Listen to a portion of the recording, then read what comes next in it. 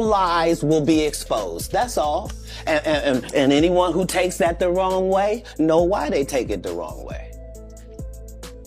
The truth is the light. Now, I've had to turn down $50 million 4 times. 4 times. Just to protect my integrity and that virgin hole I was telling you about. Right. Because P. Diddy be wanting to party. And you gotta tell him no. You got to tell him no. If you're new here, smash that subscribe button, hit the bell, and join the squad. Do you remember when Katt Williams appeared on Club Shay Shay and called out Diddy a full year before any official probes even began? Back then, most people labeled Katt as unhinged. But once the raids, lawsuits, and investigations kicked off months later, suddenly Katt's warnings didn't seem so wild anymore.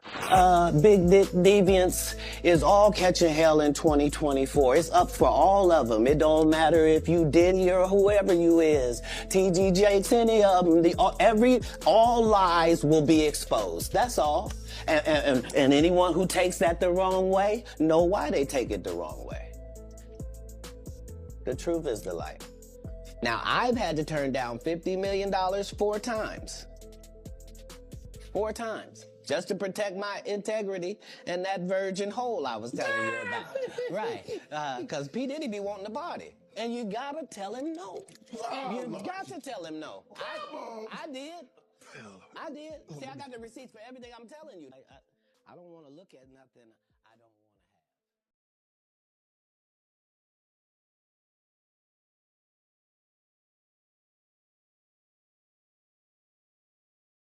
Now Katt Williams is dropping even wilder info. Diddy isn't the top dog. He's merely another piece on the board. The real power pulling his strings is... What's happening, Puff? I'll be back to you if JD ain't had enough. Yeah? Jermaine Dupri, king of the pedal, if you ask me. In this breakdown, we're covering every figure Katt Williams named, exploring their ties, and highlighting all the hints and patterns showing Diddy has been answering to powers, music, far greater than himself.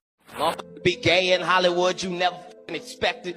They be having these big ass mansion parties, and the mansion party, the whole mansion is a party, and then it's a separate party in the little rooms. I ain't been famous that goddamn long. I'm excited in a motherfucker to be at the mansion party. You be looking at all the goddamn rooms, and you around and look in the wrong room and shit.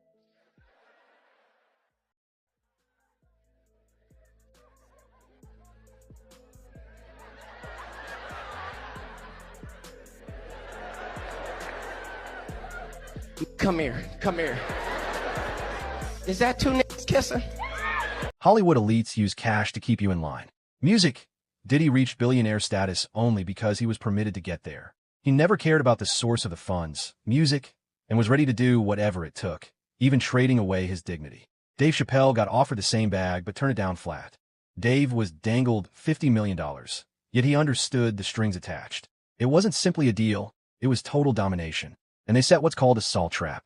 I didn't even know this existed. Apparently baboons go crazy for salt. And they do what's called a salt trap. I didn't know this. Apparently baboons love salt. Okay. So they put a lump of salt in a hole, and they wait for the baboon.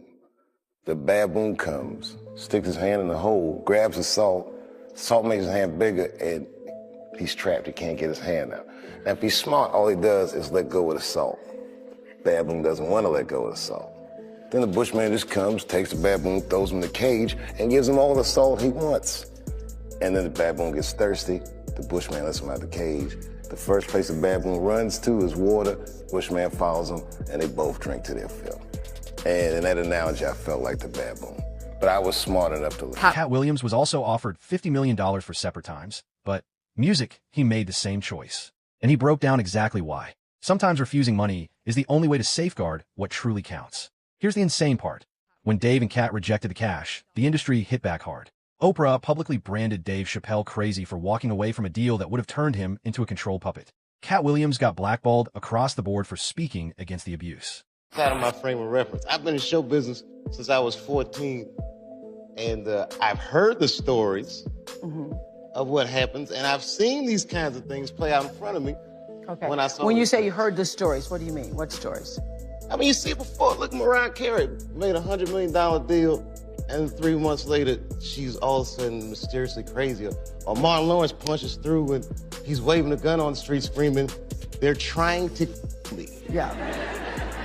Yeah, we hear those stories. And it always happens around the time in their career where it seems as though they're crossing over the next plateau. Yeah. Would you say you lost your mind, sort of? No. No. Not exactly. Okay. I wasn't crazy, but it's incredibly stressful. Yeah. And I feel like in a lot of instances, I was deliberately being put through stress. This is where Diddy enters the frame. Katt Williams is convinced Jay-Z is the one truly running Diddy, and several people close to Diddy have echoed the same. Jay-Z was never actually Diddy's real friend. Diddy genuinely despised Jay-Z. And throughout the past year of investigations, Jay-Z never said one word in support. That's because music didn't care. Diddy had become disposable, so he got discarded. I see them giving garden parties. You understand what I'm saying? You could tell that the people in power had gave that ring to Diddy, and Jay was next in line. So to separate him, when in fact they may be two of the same, but because Jay-Z is low-key, that low-key sneaky shit, and Diddy is, and was, rambunctious, just out with it, it don't mean that they're not two of the same. One just a little quiet with it. Jay-Z is the one holding the reins, and he's, music, honestly more dangerous than Diddy. Unlike Diddy, Jay-Z stays silent and almost never steps into the public eye. Now the plot gets even crazier. Jay-Z isn't solo. Jay-Z has actually been working with Clive, Music Davis behind closed doors to dominate the music business. Clive Davis is ground zero. Davis put Sean Combs in position. That's what Clive Davis does. The amount of abuse that Janis Joplin suffered when she wanted to leave Clive Davis management. The amount of abuse Whitney Houston suffered when she was ready to write her book. And then all of the abuses that she suffered. Luther Vandross? It was nasty work, Clive. Swinging it at Jay-Z's knees. I'm swinging it at Clive Davis's knees. And I'm swinging it at anybody else's knees who has had anything to do with this tyranny, with this evil. My focus right now is Sean Combs because he's a trafficker. Most likely because he was victimized by his mentor, Clive Davis. Rumor has it, allegedly, Diddy got on his knees for Clive Davis in 1994. But he got a boss too, and his boss name is Clive Davis. Clive run him. Diddy don't run himself. Jay-Z and Clive Davis are the two most powerful music execs in hip-hop, and nothing happens unless they sign off. Gene Deal confirmed it too. Clive Davis is where everything originated. Before Diddy, before Jay-Z, before the visible power moves, Clive was already orchestrating from the shadows, building careers, deciding who climbs, who crashes, and who owes favors to stay shielded. He molded Diddy into the monster we recognize today. That's not my doing. That's not Cassie doing. That's his doing and his learned behavior from the people that mentored him. You gotta realize, man, he learned from Andre Harrell. He learned from Russell Simmons. He learned from Clyde Davis. You understand? When those people are telling you that they were heavy into the drugs, they was heavy into beating women and doing things at that age, at that crazy stage, that's gonna make him think that he could get away with the same thing that they was getting away with back then. You understand? The things that he was saying, the touchy-feely between two men and all that stuff like that, man. All that, he learned that from them dudes. When I told y'all the story, when me and my man went up to Russell Simmons and he had a house and he had a man in bikini drawers in his bedroom, in his bed. You understand? Bruh, this is that he learned. I'm assuming he learned it from them. Let me put that. And I'm not gonna say alleged because I saw that for my own self. My man was with me, Slick was with me, and we saw that for our— This is where things get even wilder. Allegedly, once Diddy realized Jay-Z and Clive Davis were just music, exploiting him and preparing to cut him loose, he flipped and began cooperating with the FBI. Diddy reportedly acted as an informant for years, and Jay-Z and Clive Davis only recently discovered this. They used their influence to get Diddy locked up, and everyone in the industry knows. You're hearing Diddy everywhere, okay? Yeah. So, did you ever have any kind of run-in with Diddy? Did you ever do anything with Diddy? Any projects you worked on with him? He produced a few records, or had his producers do a few records on my War and Peace album, the Peace Disc. Yeah. How was he to work with? It was cool. You know, he gave us great music. We flew out to New York, and I was mainly in the studio with the producer. You know, he had a stable of producers, so I was in the studio with his stable of producers, and I think we did some great music. And you know, I really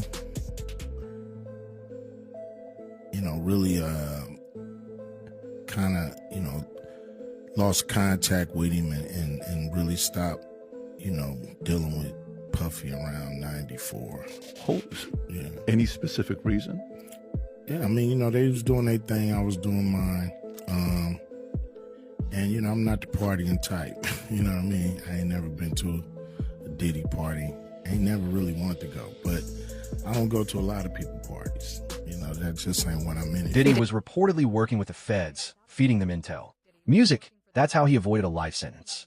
The feds really wanted Jay-Z and Clive, and Diddy was prepared to give up music anybody. If the FBI truly wanted to bury him, they could have any time. He hasn't even testified yet, and still dodged the heaviest charges. This conviction is just 4. They'll let you do crimes, long as you don't do no murders and stuff like that. They'll let you go around and pay you to protect him. You understand? To protect him. We had a lot of people on the payroll when we was doing security. Somebody might have this first 10 hours, that 10 hours, or whatever. He was paying law enforcement. He had a budget for law enforcement. Now, if something goes wrong, those people got friends in certain places. Then plus he tells his handler, yo, can you make this go away for me? I'll give you this and that. Now, that could be a lot of speculations or whatever like that. But why would you have or be working for an FBI agent if you're not an informant? Why? So, when you got that kind of money, you could hire people to make a lot of things go away for you. Like you hired lawyers. Those lawyers have police officers and people working for them. And investigators. Those investigators were former officers. So all of them in the backyard in Diddy bed together. How does it go on for so long?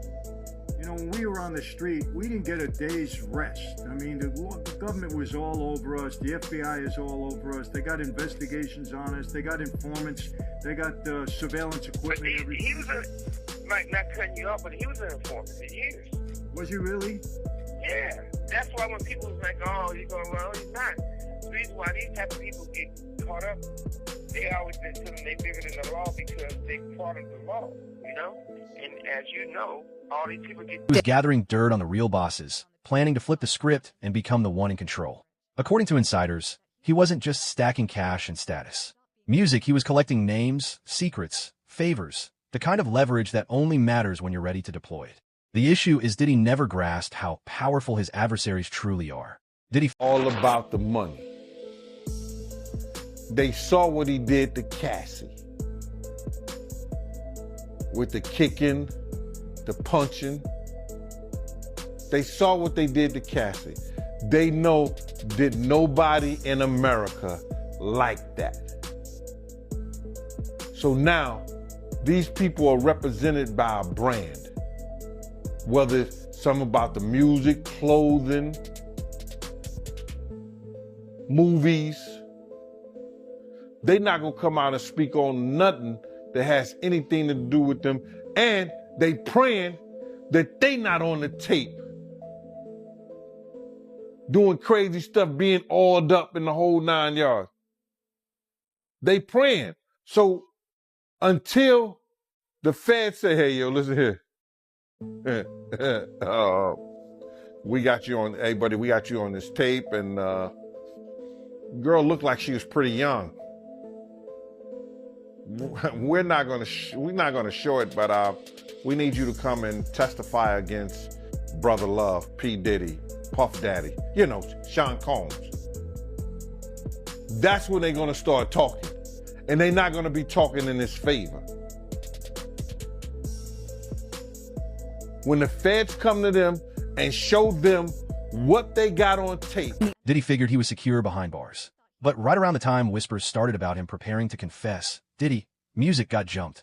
The assault was a clear message. Even inside, the people who want him silenced aren't taking chances. Scary happened to him. One of his close friends is speaking out and saying that while he was sleeping at the MDC Brooklyn jail, somebody came and put a knife, pressed it to his throat. Now, as I keep digging into the story, they're saying, yes, a correctional officer, or a police officer was the one who came and basically helped him out and quote unquote saved him. Yes. And so, you know, obviously Diddy's lawyers are trying to use this as a way to just get him even moved to a different location. But right now, everything is kind of staying as is. Yeah, no, his safety being an issue when he's supposed to be, you know, I think in some sort of protected environment. You know, remember MDC, isn't that where the Epstein situation happened? Yeah. Is he safe though? And you say something about him getting stabbed? I was going to say, Diddy's team is saying no, he's not going to be safe, because in court, we found out that there was an attempt on Diddy's life, that there was a man that attempted to shank him, but they stopped it, the correctional officers. And they say Diddy didn't even want people to know that he didn't want to make it a big deal. But of course, they're having that conversation about will he be safe because of who he is and how high profile this case is. Right. They're also having a conversation. Mark Geragos is a high profile attorney, a friend of Diddy's, but also the dad of Teenie Geragos, who led Diddy's defense about Diddy potentially being in court. And we can and just attacks on his life because they say that people look at him as like a trophy or a prize, and to do something to him. Well, what if other inmates hear all of the stuff that we've been hearing in the news all of these weeks and they scared of Diddy? That's not how they presented it. I don't. That's crazy to say Diddy's a trophy. Like, he's looked at as a trophy in jail is crazy. Every name Katt Williams dropped during that Club Shay Shay sit-down has since popped up in headlines. The clearest case is T.D. Jakes. Katt Williams linked T.D. Jakes to Diddy. Then, just months later, T.D. Jakes appeared in a federal lawsuit describing how Diddy allegedly paid him to polish his public image. Renowned Dallas pastor T.D. Jakes is named in a federal lawsuit against musician Sean Diddy Combs. It's filed by a producer that worked with Combs. It discusses how the singer planned to leverage his relationship with the bishop to soften the impact on his public image of Casey Ventura's lawsuit. Ventura is a former girlfriend of Combs who filed her own lawsuit in November alleging violence and trafficking. Could this federal investigation have come out of these private lawsuits? Oh, absolutely. If it involves trafficking or drugs or weapons or other illegal behavior. Lori Levinson is a former federal prosecutor. They've decided this is worth a lot of resources across the country. So once they've done these searches, they have evidence to follow up on. And if they've got it, they'll move on it. That's why people get on my nerves talking about who you should be seen with. I do homeless shelters. I walk in prison ministries. I deal with murders. I deal with rapes, and because there are children. Less than 6 months later, music, T.D. Jakes stepped down from leadership. He realized he couldn't fight what was coming. A shock to many in the religious community, Bishop T.D. Jakes has been a spiritual advisor to presidents and a religious voice to thousands. Now he says it's time to pass the baton to a new generation. This is a beautiful moment for me. From the pulpit on Sunday, Bishop T.D. Jakes announced he's stepping away from leading the Potter's House, the Dallas megachurch he founded in 1996 and pastored ever since. I cannot afford, especially after November, to risk something happening to me and you be sheep without a shepherd. This is footage from a service Jakes referenced in November. It wasn't until months after his health scare that he publicly confirmed he'd suffered a heart attack. Now 5 months later, he told his members he'd been grooming his daughter, Pastor Sarah Jakes Roberts, and son-in-law, Pastor Teray Roberts. With TD Jakes out, music, Diddy needs a fresh image repair strategy. And what he's attempting now is insane. After 50 Cent dropped his viral Netflix doc, Sean Diddy Combs, The Reckoning, Diddy is spiraling. Exclusive, unseen footage of Diddy plotting with attorneys and allegedly scheming crimes has surfaced.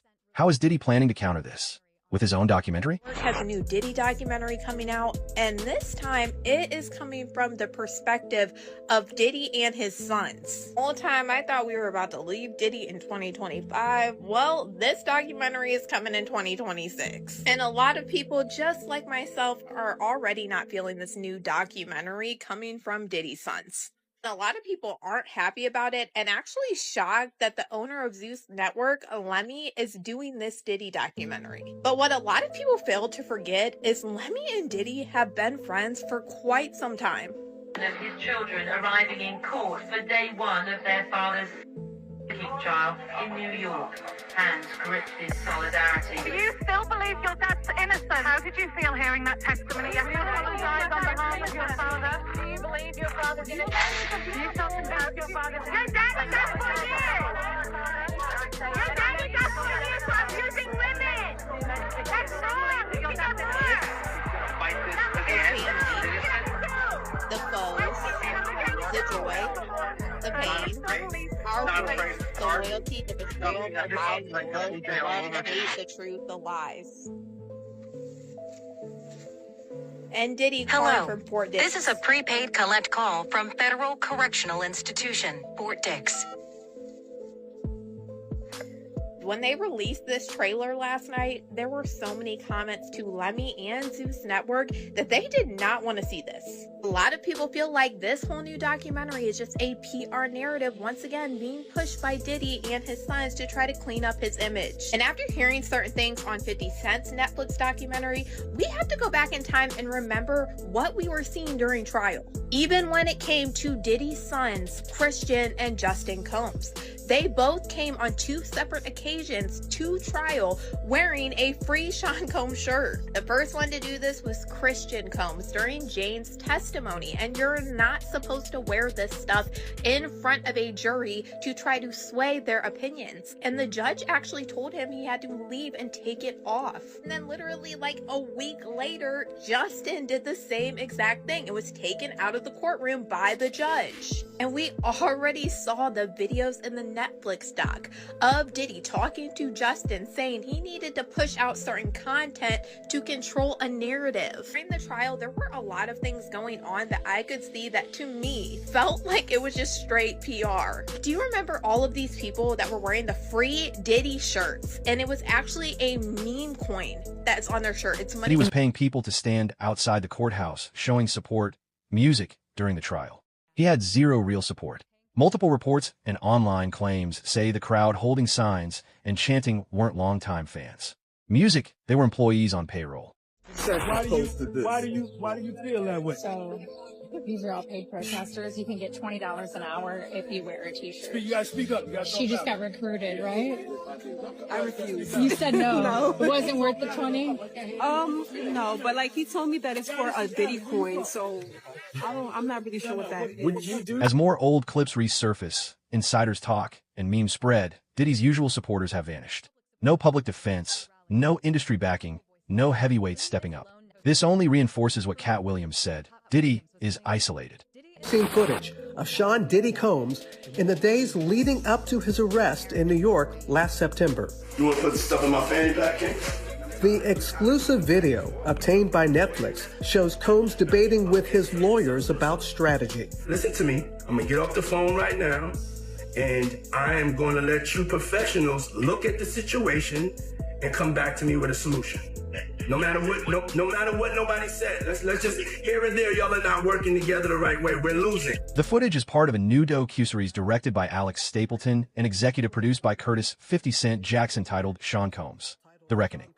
Was there anything that surprised you when you were watching? I think it was surprising that he actually filmed it. It was very interesting to watch a man who's known for his brand presence. You know, he has a really amazing knack for marketing and all of that, and how he was sort of taking that into account and how he was coming off to the... Diddy is fighting hard to get this series removed. His lawyers sent a cease and desist and are now threatening a $1 billion plus lawsuit against both 50 Cent and Netflix.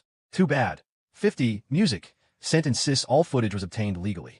The series includes never-before-seen clips of Combs debating strategy with his lawyers in the days leading up to his arrest in Music, New York last year. I am going to let you professionals look at the situation and come back to me with a solution. Also features video of Combs greeting fans in Harlem.